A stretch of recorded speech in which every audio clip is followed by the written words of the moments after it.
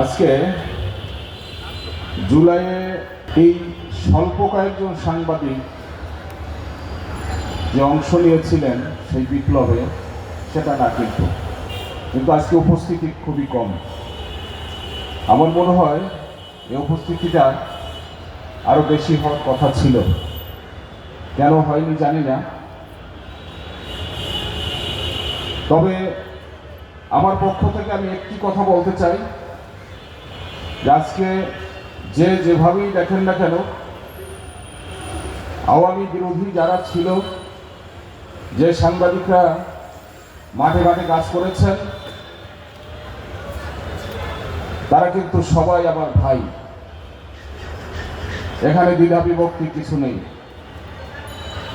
ভারতীয় আধিপত্যবাদের বিরুদ্ধে যারা দীর্ঘদিন লড়াই করেছেন, সংগ্রাম করেছেন, তারাও কিন্তু আমার ভাই। এখানেও দ্বিধা বিভক্তি কিছু নেই।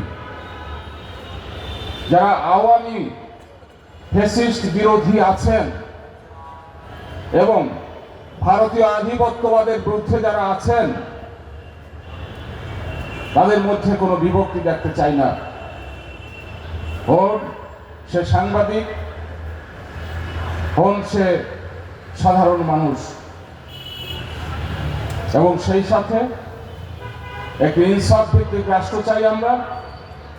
এটাই আমাদের মূল লক্ষ্য, যেখানে দুর্নীতি থাকবে না, স্বজনপ্রীতি থাকবে না, কোনো মারামারি, হানাহানি, রাহাজানি এগুলো কিচ্ছু থাকবে না। আমরা যদি ঐক্যবদ্ধ থাকি, তাহলেই এসব সম্ভব হবে। ধন্যবাদ সবাইকে।